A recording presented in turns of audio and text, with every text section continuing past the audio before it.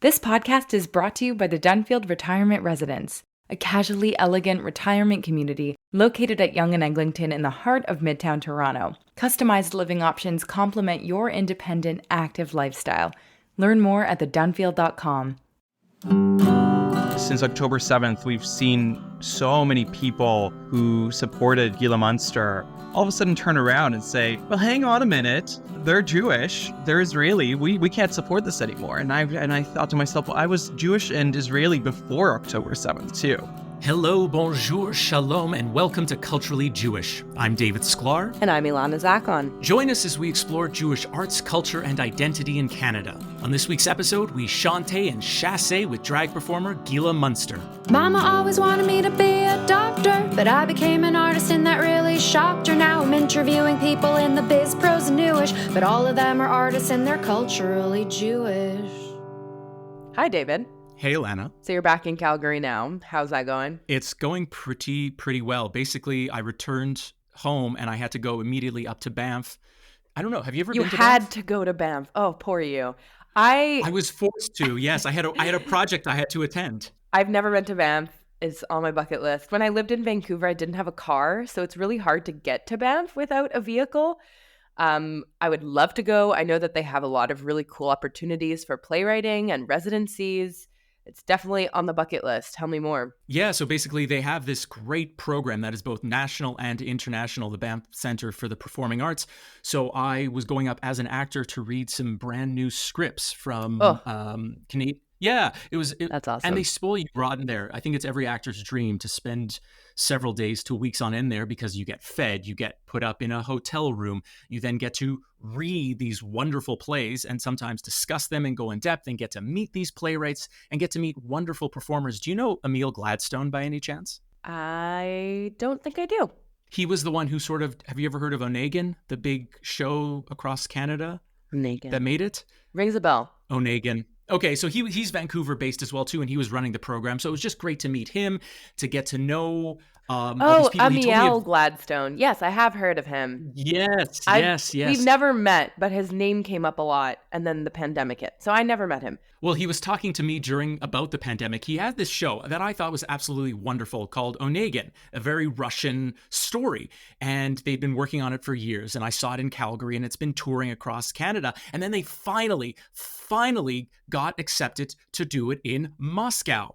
And then the pandemic hit, so they had to delay it. And then next, when they finally were ready to promote it in Moscow, in the original Russian language, what happens? War breaks out. And because of the sanctions, the show was still going on. They were able to see it on a tiny screen on the camera, on the director's camera, so they got to see a little bit of it. But because of the sanctions, they can't see any royalties for it. So the show was a huge hit in Russia, but they're getting none of the returns. So it was just a very that sounds like a very sad story. Your show is an international success, but you're not seeing any of the returns for it. My gosh. Out of personal curiosity, how did you get involved with being an actor at Banff? Was there someone invited you or you applied? Because I've always been really curious about, and maybe there's some people listening who are curious as well. Absolutely. I highly recommend it. Basically, there was a position opened through Theatre Alberta's website. I applied just as an actor to do some reading. I got accepted. They're doing it over several weekends throughout December and January. So I believe a whole different cohort of actors are coming up. And what they used to do back in the day, the Banff Playwrights Lab used to select a bunch of actors for the 2-week program. Right. And I know there's been some cutbacks lately, so they are not inviting actors up for the time being. It's usually just the playwrights. But hopefully that returns because it's great for a bunch of Canadian actors to come together and share this experience for 2 weeks' time, really living in Banff. It's a wonderful, wonderful experience. I highly recommend it if it comes back. That's awesome. I feel like we're in a really weird time right now because, as most people know, it's so funny because normally people do not follow actor news, but everyone that I know seems to know about the strikes because people were like, oh, how does it affect you? Does it affect you? Oh my God, it's over. I got texts from my mom and, so we're at a weird time because normally around this time of year, maybe you get, a last few couple gigs before Christmas and then it's dead. And then especially in Quebec where I am, it's very quiet usually during the winter because of the snow. So a lot of productions don't like to come here and film. And for theater, even in Vancouver, like maybe you're doing like a Christmas show or something, but a lot of things kind of slow down. But because the strike just ended, I wonder if that's going to change. What do you think? I was obviously in Montreal and I wasn't doing any auditions or anything like that. But as soon as I got back to Calgary, there was one show which I was able to audition for. There still is voiceover work happening periodically, even now in the last dying days of the year. I know. That's for sure Me still too. happening. I suddenly started getting a bunch of voice gigs, which I'm very grateful for before the year closes out. Exactly. So there's still a few things happening, but it'll be very quiet for the end of December, beginning of January. Until hopefully a return with vengeance for a lot of us can work. So. And absolutely, theater, film, TV, whatever, voiceover, we just hope it comes back to Canada. But if nothing else, at least there is Hanukkah coming down the pipeline right now, and there are Hanukkah festivities. Alana, do you want to say what we can expect, maybe with our next guest? Sure. So Gila Münster, who I actually had the pleasure of meeting at the Jewish Futures event that we talked about last episode, is going to be joining us today. Gila bills herself as a Jewish American princess, a cross-stitching, cross-dressing one, and we're very excited to have her on the show with us here today. And she will be hosting the 5th annual 8 Gays of Hanukkah queer Jewish variety show benefiting Machne Lev, Canada's only queer and Jewish sleepover camp. Let's take a listen.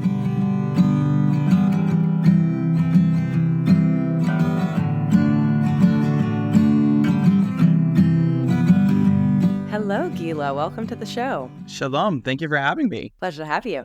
Before we get into all the nitty-gritty, I would love to hear about how your character was born. What inspired you to be a Jewish drag queen character, or drag princess in your case? Yeah, my first time in drag was at an event called Jew Paul's Drag Race, which was organized by CJA at the time. It was hosted in the Toronto Gay Village.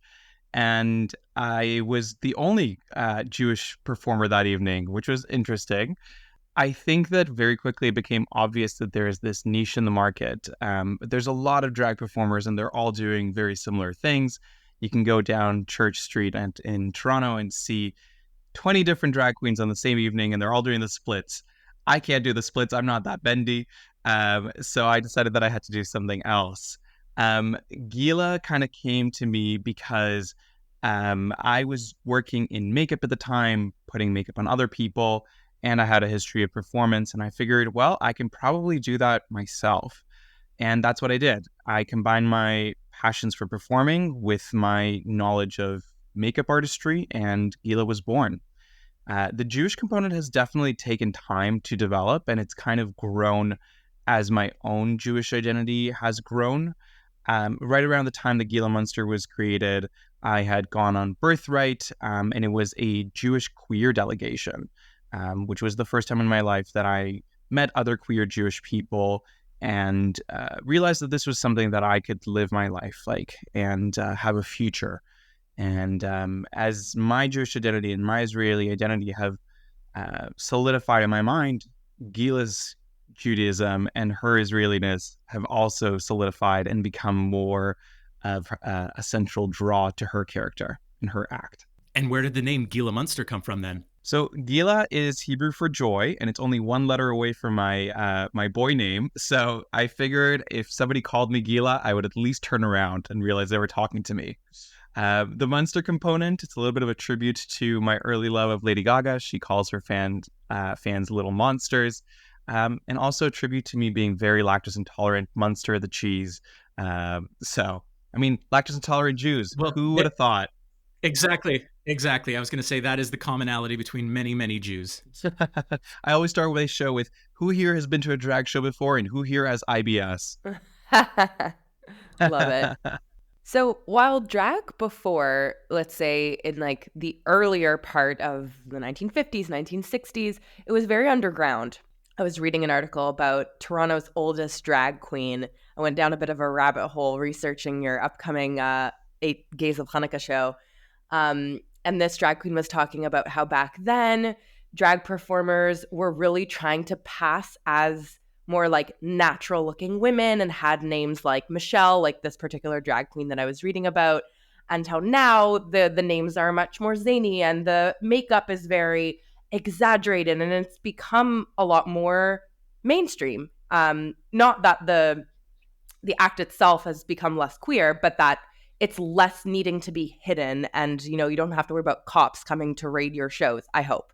What is that experience like for drag shows, first of all, before we go into the story time, to become this mainstream phenomena? What do you think that's done for the queer community? What do you think that's done for gender representation?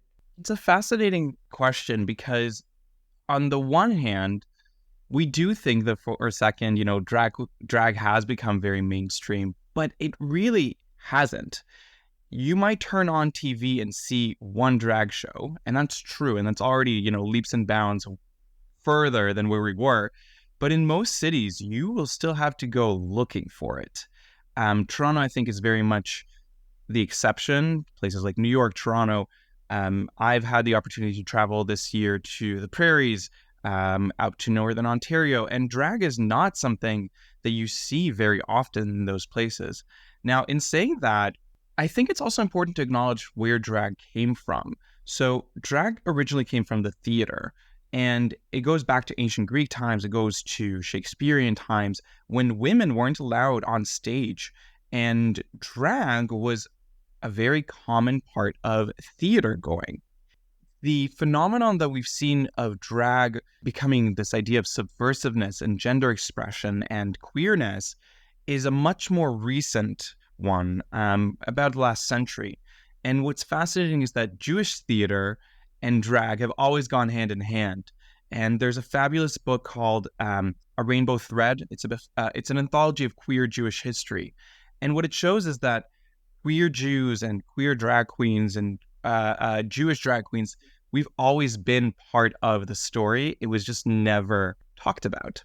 I mean, even this, think about what we're doing right now. How many drag queens has the CJN written about before? Probably not that many. A few, actually. I don't know about that. Yeah, we interviewed someone last year exactly for Pride. But fair now point. I'm offended. No, I'm kidding. Well, that's interesting. I mean, David and I both come from theater backgrounds, and I know when I was learning theater history, especially in Shakespearean times, from what I remember from school, men would play all of the female roles. So that part I know about. I'm curious to hear about like the Jewish part of that. Was it similar where women were not performing, so men were playing all the roles, let's say in like a Purim spiel or something like that? Can you give us an example? So I'm not a historian by any means, and there's people who can speak a lot better to this. I did a fabulous talk actually this year called From Kibbutzim to Cabaret, with a UCLA professor about the development and history of Jewish performance and Jewish dance and how drag kind of fits into it.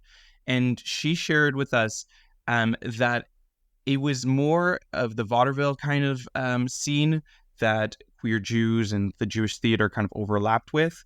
I think that there's better people to talk about it than me. I can kind of speak more to the present, which is that Jews have infiltrated drag, if you will. We look at Drag Race and some of the biggest names that have come out of it, and they are Jewish. We look to what's happening in the Israeli theater scene, and for the last 20 years, there's been men portraying women's roles in theater. I think back to one of my earliest experiences as an Israeli with theater. It was a musical for children of Alice in Wonderland. And it was never clear to me why the character of the Red Queen, the Queen of Hearts, sounded so much different than everyone else. And only in hindsight do I realize that was a man. And when I talked to my parents about it, it turns out this was an actor who was known for portraying women's roles as well. So I don't think it's necessarily as new and revolutionary as we think it necessarily is, but it's definitely gotten a different connotation, especially the last few years with the extreme right kind of taking it and turning it into something it's not, which I'm sure we're going to talk about. We will talk about that soon. I just want to bring up the fact of the Jewish community coming into this. Last year, I attended a drag event at a conservative synagogue. I was pleasantly surprised it would take place at a conservative synagogue. And I want to know, do you think this is an example of, let's say, Jewish institutions looking to appear diverse and open? Or do you see this maybe as a genuine desire from Jewish community members themselves wanting to see more queer content at their temples? That's a really interesting concept. I've had the privilege of working at Jewish institutions, and one of the things that I've noticed, and I think we all have noticed, is that young people are not attracted to Jewish institutions these days as much as perhaps their parents were. And that a lot of these institutions like temples, like Jewish schools, they're struggling with membership. And one of the repeating complaints that I would hear from young people is that they don't see themselves represented. I think that it's a genuine desire to meet people where they are. I don't think it's performative. I'll give an example. This year, I was lucky enough to host the sold-out Shabbat dinner for Pride at Holy Blossom, and it was an incredible celebration. But then you look at their history as a temple, they've been putting on this kind of programming since the 90s. So they were the first Jewish temple in Toronto to be putting on a queer Jewish group, social group, and they supported the formation of one at York University, which at the time was, of course, known as the Jewish University. And so I don't think it is performative. I think that there's so much to say about Judaism and queerness and how they overlap and how we share a lot of our values.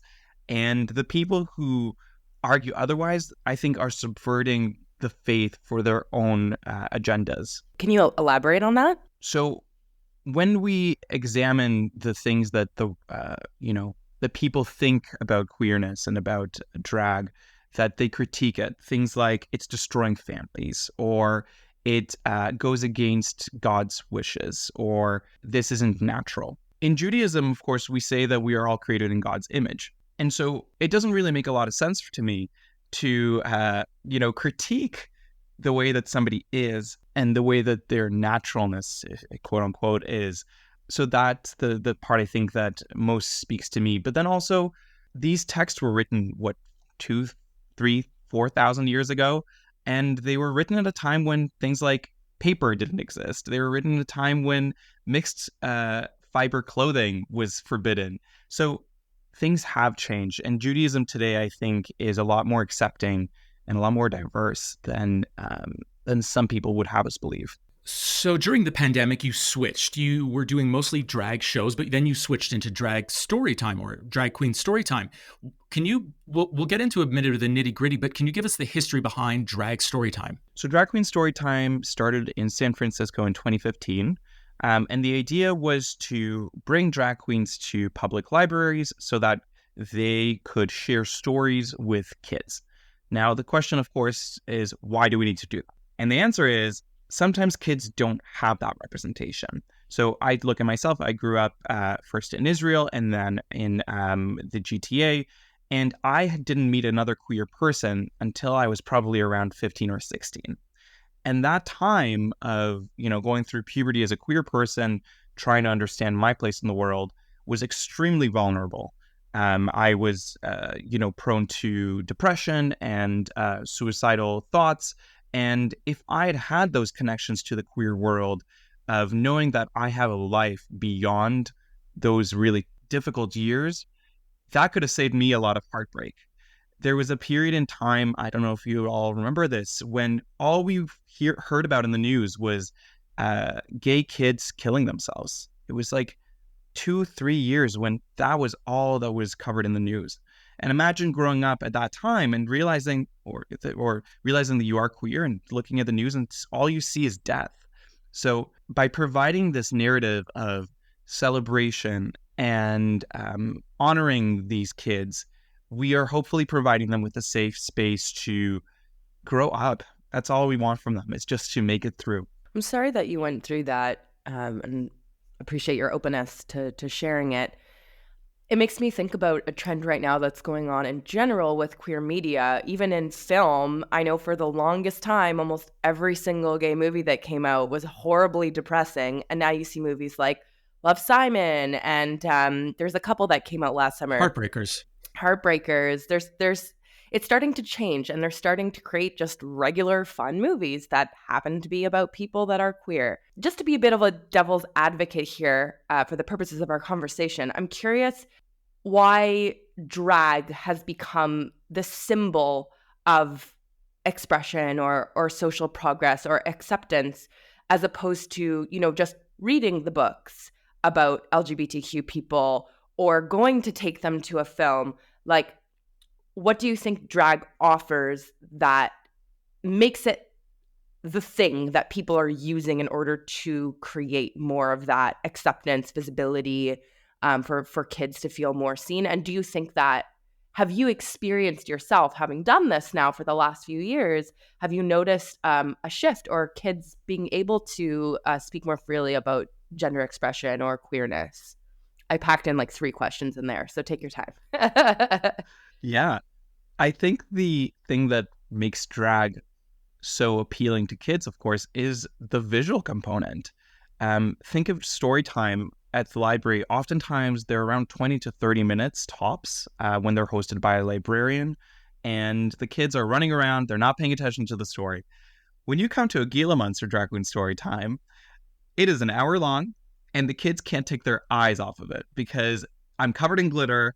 I look like, a fairy tale character, and it's really just an excuse to get them in the seats and get them listening. That's it. If I was doing it out of drag, they would not be paying attention to me. And it's the same thing actually with other types of activism that I do. When I did a lecture series at the JCCs this autumn, or when I did lectures about inclusivity for the Toronto unions, people invite me as Gila because I am a spectacle and because they want to pay attention. But it's really the message behind it, I think, that keeps people coming. The part you were asking about whether kids are responding to it, I'll give you a great example.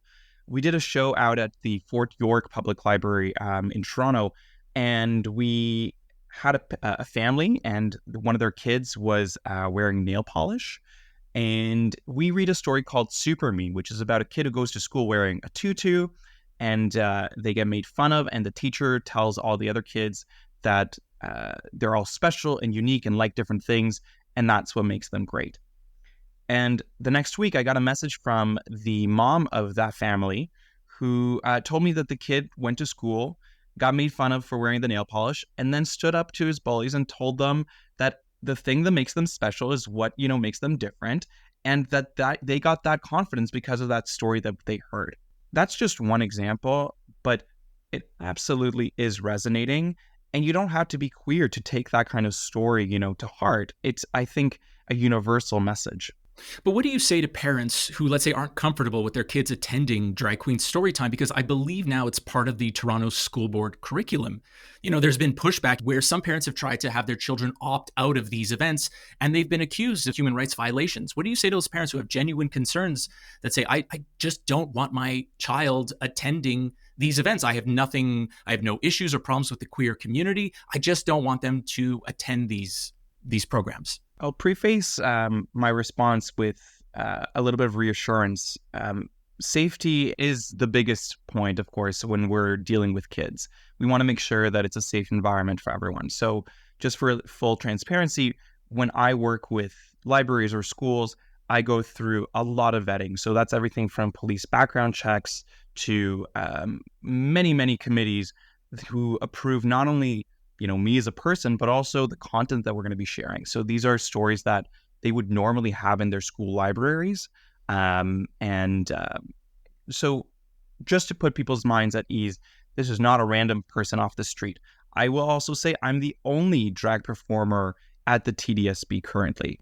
I'm the first one to have ever been approved. So when people hear Drag Queen Storytime at TDSB, they're talking about me. So that, I think, will help put people's minds at ease.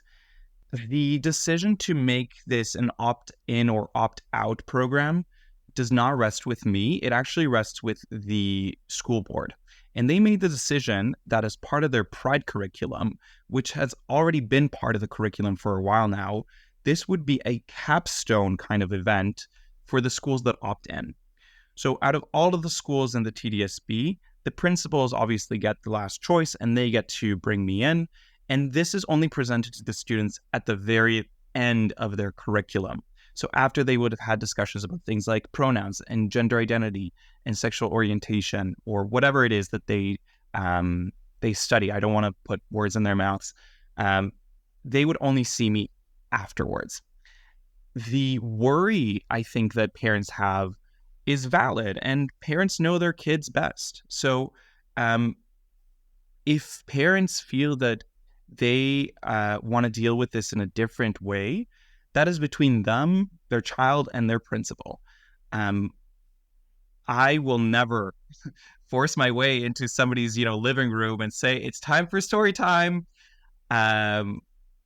So I think it is valid to have discussions about what you want your child to see and things like that. But I will also just say that the reason that the reason that was explained to me about why this wouldn't be an opt-out kind of option is they compared it to Black History Month and how, for example, kids don't get to opt out of African drumming, and that it is part of their curriculum to learn about these things. So that's something to think about. How do you deal with the backlash then, personally? The backlash, so there's two types of backlash. There's in-person and there's online. The online, I just don't see it. I have wonderful filters that keep that stuff away from my feed. Good for doesn't you. have a... who needs to That's go the through way that? to go. That is the way to go. The in-person stuff is really interesting. So I've been doing drag for 5 years. I've been doing drag queen storytime for 3 or 4 years. The first time we've ever been protested was this May. So it's a recent phenomenon, that protesting. And what's fascinating is the people who came to protest the Toronto Public Library event were actually from Winnipeg. So they were not from Toronto. They came down from Winnipeg. That takes dedication. That takes That's a right. lot of I was motivation very to come to flattered. Toronto. And on top of that, I think it's important to note these were the same people as the folks behind the Freedom Convoy. So they were standing outside of the library protesting things like abortions and vaccinations that really had nothing to do with drag queen storytime. The other instance of backlash we had was in Richmond Hill, where a group of masked folks wearing all white, so you can see where that's going, stood outside the library doing Nazi salutes. What that has to do with drag queen storytime, I can't tell you. So I think that the backlash has been blown out of proportions. These are extremists who don't care whether I'm in drag or not. They just are anti a lot of things, and they happen to have latched onto this as something that they want to do. And if they want to come on Saturday mornings and sit in the rain and fly in from Winnipeg, I just consider that flattery. So I don't deal with it directly. I have the wonderful police and security who deal with that for me. And I have a wonderful support network of people who keep me going personally. I want to talk a bit about anti-Semitism and drag. So you released a video on your YouTube channel a couple years ago, which I was watching, I was nodding along thinking, good for you for speaking up, because it is really hard. It is really, really hard to speak up. And I noted something that you had said about you're afraid to talk about anti-Semitism out of drag. I would love to hear you expand on that. What makes you feel safer talking about anti-Semitism while being Gila? So I think that part has to do with the delusion and the illusion of confidence that drag gives me. Out of drag, I'm a law student. I'm pretty demure. I live a pretty normal life. But in drag, I'm this fabulous character who gets up on stage and gets angry and gets excited and dances, and well, not so much dancing, more just moving. I find it easier to talk about anti-Semitism as Gila because what are you going to do at a drag show? You're going to stand up and start heckling the drag performer? No. But out of drag, I feel like my voice sometimes gets drowned out. The anti-Semitism component in the queer community is so real and so timely right now. Since October 7th, we've seen so many people who supported Gila Münster all of a sudden turn around and say, well, hang on a minute, they're Jewish, they're Israeli, we can't support this anymore. And I thought to myself, well, I was Jewish and Israeli before October 7th too. So it's interesting how some people have picked kind of pick and choose which part of me they want to support. But the organizations that have stood by me this whole time, I think, are the ones that were worth celebrating. For example, when we do Drag Queen Storytime at the library, when they introduce me, they say, Gila Münster is known for her spicy Israeli personality. And when this all went down, I was wondering if I should edit that bio. And I thought to myself, well, absolutely not. They know what they're in for. So it's difficult to speak up about, but in drag, I just have this false sense of security and confidence. I don't know if it's a false sense of security. The way you're describing it almost makes it sound like it's a protective shield or a guard, like you're putting on a superhero costume, how it's landing on me. You've also mentioned that, you've had shows at York University that got canceled because you just mentioned that you're going to Israel over the summer. And it just feels, especially as you already said, after October 7th, that there is very little space to be a Jewish artist in these left spaces. And I think, Alana and I have talked about this a lot as both artists, that there's very little room left for people who are proudly Jewish, proudly Israeli, want to stand up and still want to have a space in these arts communities. And it just feels like it's fracturing. Do you feel that it's fracturing and getting worse, or do you see a light at the end of the tunnel? I will say I feel like it's fracturing, but it's always been fracturing. There are queer establishments that do not work with Gila Münster because she is Jewish. I don't get hired in certain places because I am Jewish. I know this for a fact. On the flip side, we are creating spaces for people like us. So, for example, with the 8 Gays of Hanukkah, we are specifically going out of our way to create a space for queer Jewish performers who share similar values. And I think that the Jewish community has really taken that to heart. So we go back to the Pride Shabbat. We go to the Cultura Arts conference that was held recently. There's recognition that we need to work together to create more spaces where our stories can be told. And in saying that, there's still a lot of outreach that needs to be done. So, for example, at the 8 Gays of Hanukkah this year, we have a lot of non-Jewish people attending, including dignitaries, who are saying, this is nonsense. We need to support the queer Jewish community at this time. And we're not going to be, shut out just because we want to support people. So that's the light at the end of the tunnel, I think. On that note, can you tell us a bit more about the show, what performers people can expect? Oh my gosh, yes. So I think it's important to realize where this came from. So the 8 Gays of Hanukkah started in 2019 when I was interning for Hillel at York University. So as you mentioned, I was scheduled to perform at York University. My show got canceled because I was going on Birthright, and their student union run LGBT group felt that that was inappropriate. Putting that aside for a second, I called up Hillel and I said, what do you have to offer me? And they said, whatever you want. They kind of gave me a blank check and they said, go for it. So what we did was we took that really unfortunate situation and we created something magical out of it. We created Rainbow Jews, which was a group of queer Jewish students at York University. And one of the first things that those students asked for was a party. They wanted a party for Hanukkah. Makes sense. The gays like to party. And I was thinking, well, how can I pass this off so that Hillel will sign off onto this? And we came up with the idea of a queer Jewish variety show. So the first year, we held it down in the Toronto Village. We had a capacity of around 80. We sold out instantly. It was completely full to the rafters. It was an amazing show. Next year, COVID hit. We took it virtual. Then we came back. Third year, we sold out at Comedy Bar in Ossington and Bloor. The next year, we sold out at the Social Innovation Center in the Annex. And this year, the 5th annual, I was about to say Hunger Games. I don't know why I have that on my mind. Maybe it's the new movie. The 5th annual 8 Gays of Hanukkah, it's kind of the same, except there's less people fighting to the death. The 5th annual one is being held at the Longboat Hall on December 17th, which is a Sunday, right after the end of Hanukkah. We did that so that there would be less of the usual, like, where do we go for Hanukkah? Which night do we do? It's after Hanukkah. It's all good. And we have an incredible lineup. So you mentioned veteran drag performers earlier. So we actually have a 76-year-old drag queen who's been performing since the 60s. Her name is Fontaine. So she will be performing. We have a singer-songwriter, we have a comic, we have a burlesque dancer, drag queens galore.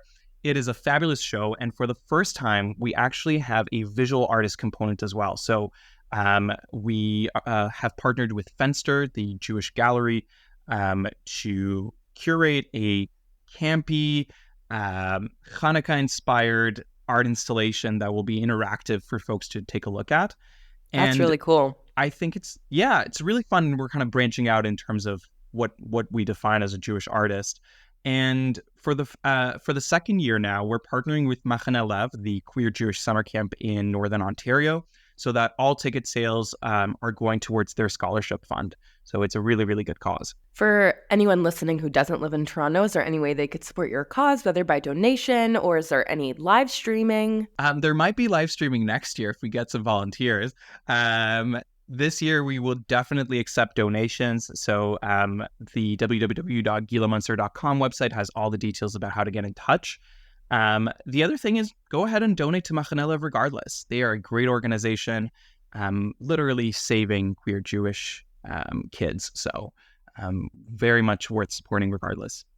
And might I just add, we are looking at expanding. So there could be a Canada-wide tour someday. Who knows? Come out to Calgary. Do you know what? I won't name names, but there was another federation recently that was inspired by the 8 gays. And that's all I'll say on that. Before we let you go, Gila, are there any queer Jewish books that you would recommend to our audience? If you want to cry a little bit, the Call Me By Your Name book, of course, is a classic. A tale of I love that movie. So good. Two queer Jewish young folks in the 1970s, if I'm not mistaken, who fall in love and life brings them together and apart, and it's wonderful. And then the Rainbow Thread, can't recommend it enough. If you've ever wondered, am I the first to do this? Am I, crazy? It's an anthology of 5,000 years of queer Jewish history, and it is wonderful. Cool. Thank you so much. I think that'll definitely be on my Hanukkah list, so thank you. Well, Gila, thank you for joining us. Thank you for chatting with us. Have a great celebration. Have a great Hanukkah. Tודה רבה, חג שמח.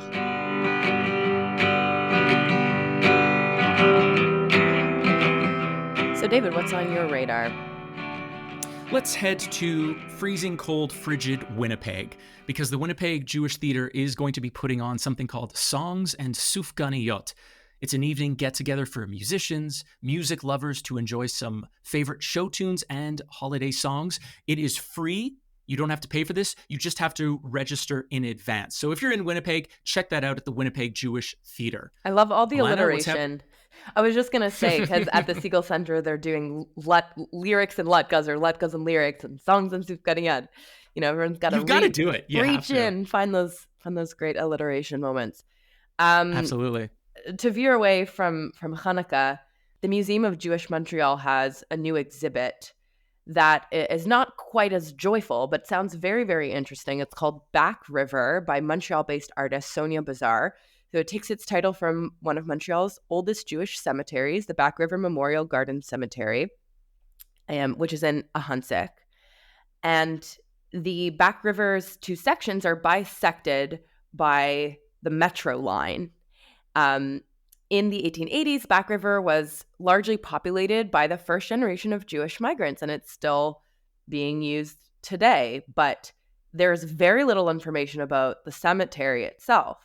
So this exhibit weaves together themes about loss, memory, community, urbanization, and it combines the exhibit itself combines textiles, archival documents, photography, headstone rubbings, and invites the public to learn more about this very overlooked site. When I was in Montreal, I heard her do a talk basically a few weeks ago at the Montreal Jewish Museum when they were discussing death, mourning, and the rituals involved in that. Yeah. So it was great to hear from her. I heard from 2 other people as well, but she was present. I didn't get to attend her art installation exhibit, but it was nice to hear from her at least. You can check out the exhibit until March 3rd. All right, now let's head back to Winnipeg, because also happening at the Winnipeg Jewish Theatre on December 17th is playwright Daniel Thaw Elif, who is presenting a kind of a how-to guide for playwriting. They call it The What, Why, and How of Playwriting from the Heart, in partnership with Rady JCC. So if you are interested in how playwriting works, if you've had a play in your head for many years and you just want to get it on the page, this might be an interesting program to check out. He will discuss his writing process, where it came from, where it's going, how it overlaps with and where it diverges from other creative processes. Is that happening in person or is that online? Oh, it's happening in person on December 17th. Very cool. Flying back to Montreal for another slightly darker. It's like light, dark, light, dark. Isn't that Hanukkah? Finding light in the darkness. Absolutely. Oh, and we're not flying back to Montreal. We're actually flying to Toronto. Close enough. Even closer. So at the Toronto Holocaust Museum on December 12th, there will be an engaging conversation with award-winning journalist and author Marcia Lederman. So Marcia is going to be shedding light on what is going on right now with everything we've been talking about on the podcast. I don't need to spell it out for you, through the lens of a journalist for the Globe and Mail, and she herself is a descendant of Holocaust survivors. It sounds like a really interesting event. At the Jewish Futures Day, we had one of the talks, which I believe I mentioned when we chatted about it last week, was all about preserving Jewish memory, and the event took place in the same building as the new Holocaust Museum, and it was very interesting, definitely, to hear the perspective of some survivor descendants on what's going on right now. So be sure to check that out, December 12th at the Toronto Holocaust Museum. So we're going to be taking a bit of a break for the rest of December. Very much looking forward to continuing chatting with you, David, in 2024. I am excited to hear what your artist life will be like in 2024. Me too. I look forward to sharing. Me too, David. Don't we all? Hopefully we have no idea what the next year will be like. than the last few months. Here's to many gigs and lots of light. Happy Hanukkah. Happy Hanukkah, everybody.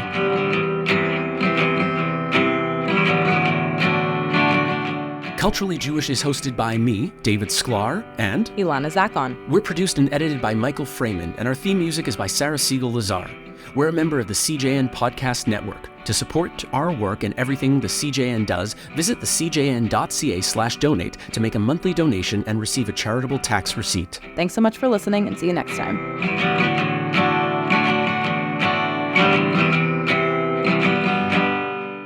The Dunfield Retirement Residence offers customized living options to complement your independent, active lifestyle. Welcome home. Welcome to the Dunfield. Visit us at thedunfield.com to book a personal tour.